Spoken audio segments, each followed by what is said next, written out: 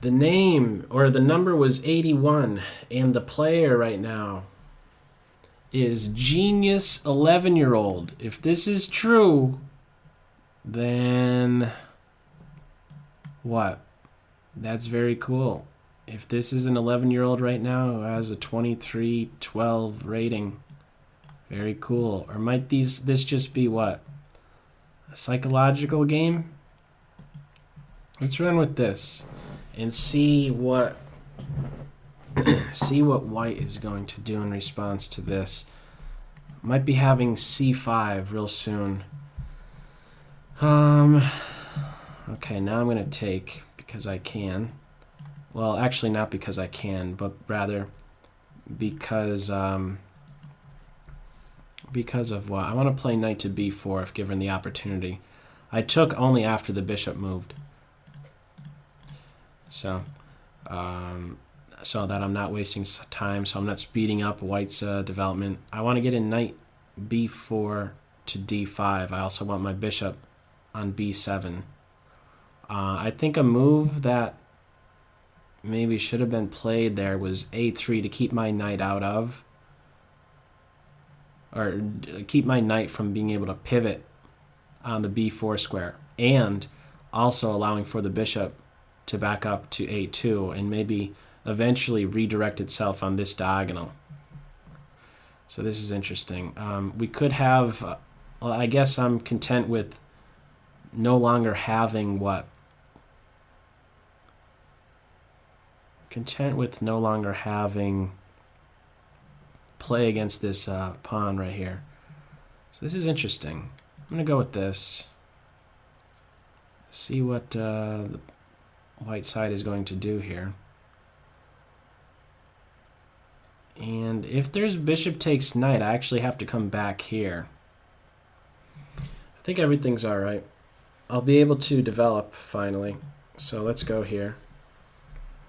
I do have to be a little bit cautious of this square, without a doubt. In an ideal world, I would like to have the light square bishops off the board, a pair of knights off the board, and my knight to be able to sit right here on d5. Rook c8 is my first thought. Do I have any second thoughts? Not so sure. Let's go here. There's not really going to be a better square for it. This pawn is unprotected. I don't know if white could be exploiting that. I guess maybe some queen maybe coming here, or the knight. Not so much. I could be playing a6 in response to both, actually. A queen here or a knight move here. So now what? Looking for some trades, and this is a typical thing to look into if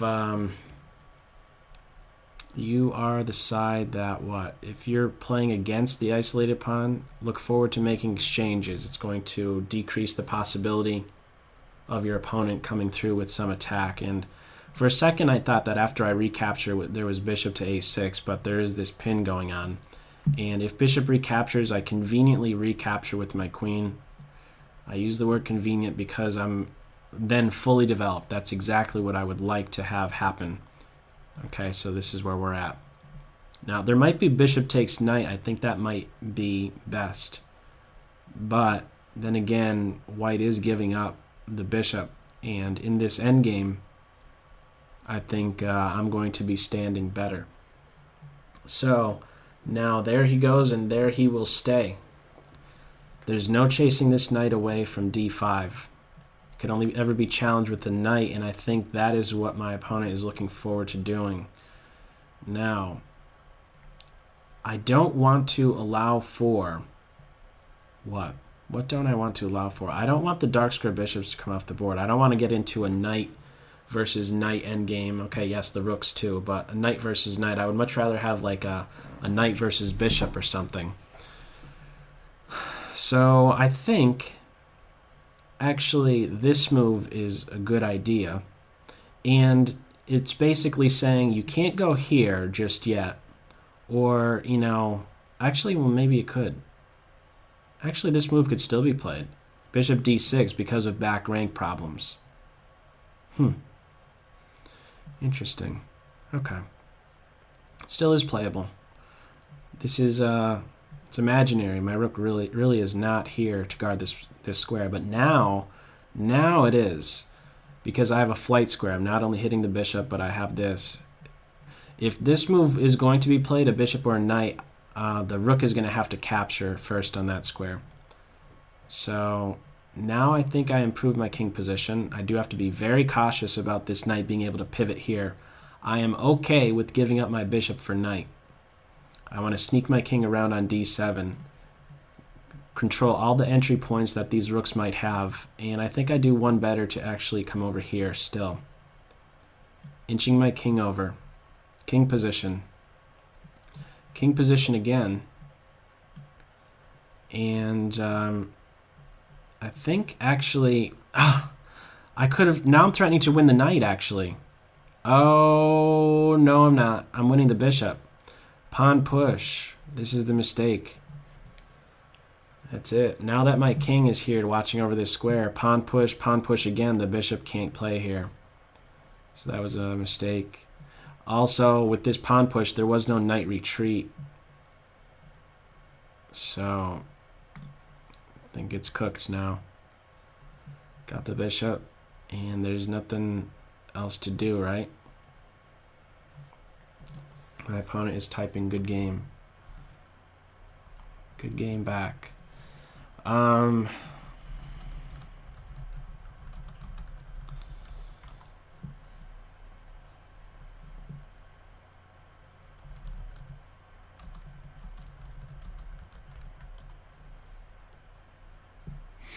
asking my opponent right now if they are listening to this stream, and I'm also asking if they are really 11 years old.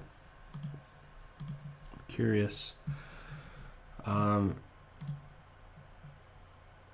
Anyhow, well, if you are 11 years old, actually don't feel like you have to answer. So anyhow, very good game whether or not you are 11 or not.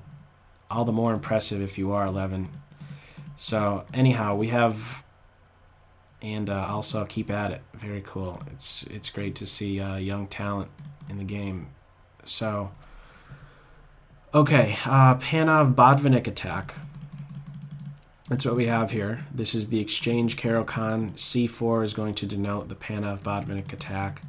And as black, you'll want to be cautious about deploying the knight to c6 because of potential structural changes, namely c5 and then bishop b5 moves, where after a bishop takes knight, having that resulting structure, a black pawn on c6 and d5 versus d4 and c5 is a bit, well, it's not good for black. So there's a reason for not running with knight c6 in this position, but rather moves like bishop e7 and castle. Now, during the game, I already made reference to it. Instead of the bishop's development, I think a3 is worth a closer look. Stop the knight from pivoting here, and then, if you really want to, deploy your bishop to f4. However, know that when you play your bishop to f4, that you run the risk of tempo-gaining moves, as occurred in the game, where once my knight played to d5, I'm hitting the bishop. And this is something you could pretty much anticipate me doing. I do want to have a knight here, and when it does play there, okay, it's hitting the bishop. So keep that in mind. I think a3 right here is an improvement. Bishop out later. Rook c1, you could tuck the bishop back, maybe get to b1, and again, focus on this diagonal stuff I was saying during the game. Those are my suggestions because I feel that right now I'm just better. The position is simplified. We are in an endgame position. This is no longer, well, it never really turned out to be a positive thing. Right now it's a negative, having that isolated pawn. I have control over the blockade square. So I guess when it gets to this point, what's the better move than b4? Maybe white is now having to already take into account this push, of course. So maybe f3, but no, not even f3. I wonder if like h3 is needed, or maybe the knight playing here. Actually, that's not working because that ends up dropping this pawn, or does it? Yeah, pretty much drops that pawn. There's serious problems, Mike. Like if knight c3, I could exchange a couple times and there's some rook moves pivoting on c4, coming over to a4, and this pawn is not going to be saved. This bishop is a bit out of play. And it's all as a result of this knight just being really well placed in the center. So my early suggestion is to test out a3 at this point right. As soon as I have the ability to play to b4, consider a3. Okay,